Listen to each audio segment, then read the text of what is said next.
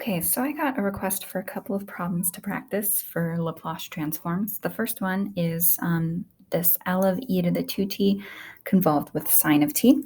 So to solve this problem, we have to remember that property L of f star g is equal to capital F times capital G.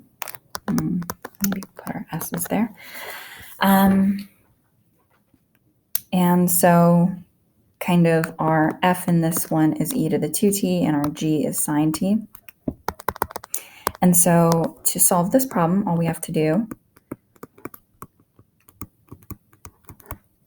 is say, okay, our Laplace transform of that convolution is the product of the two Laplace transforms separately. If you tried to compute that convolution first, you'd make the problem a lot harder than it has to be. At this point, we just go back to a Laplace transform table, and we know that L of e to the 2t is 1 over s minus 2, and that L of sine t is just 1 over s squared plus 1. And that's our answer.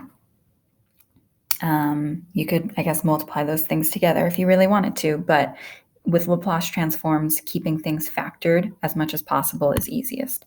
So yeah, this is a quick and easy problem if you don't mess with the convolution, if you just use the property directly. The second problem is to solve this initial value problem, y double prime plus y equal to some sum of delta functions with initial conditions y of 0 equals 1 and y prime of 0 equals 0. So for this problem, we have to take the Laplace transform of both sides. That's how we start every differential equation problem with Laplace transforms.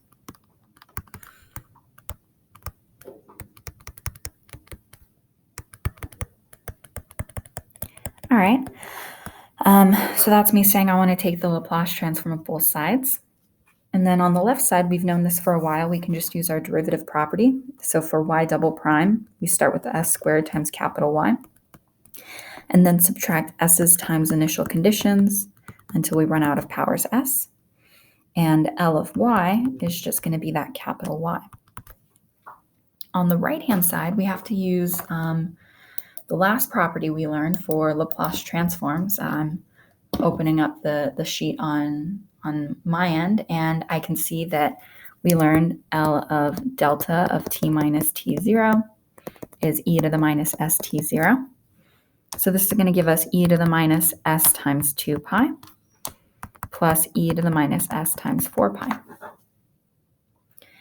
And then we just go ahead and try to solve for capital Y. So I'm going to have s squared plus 1 times y minus s times 1 minus 0 equal to e to the minus s times 2 pi plus e to the minus s times 4 pi.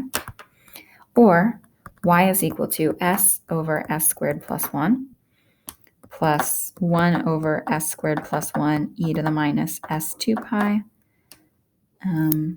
I'll actually write it like this. That way I can fit it in the line where I thought I was going to write it. And then s squared plus 1 under e to the minus s4 pi.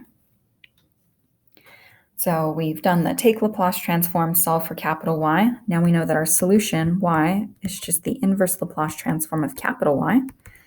So it's going to be the inverse Laplace transform of s over s squared plus 1 plus 1 over s squared plus 1 e to the minus s2 pi plus 1 over s squared plus 1 e to the minus s4 pi.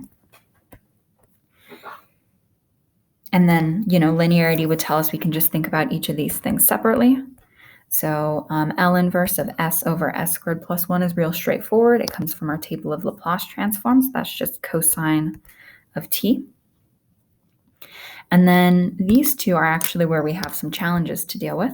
So we would have learned in section 4.3, I think, this property that L of let's do the inverse. L inverse of e to the minus as times capital F is just f of t minus a, u of t minus a. So since we have an e to the minus s2 pi, we know that's going to introduce a u of t minus 2 pi. And since we have an e to the minus s times 4 pi, we know that's going to give us a u of t minus 4 pi. Or we could have just remembered that every time we have a delta to start, it brings us a step function at the finish. And then all we have to fill in is our little f. So if we look at this 1 over s squared plus 1, that's actually the same thing we got over here. We know that that leads us to a sine t type term. And so we might think, oh, we just write sine t there.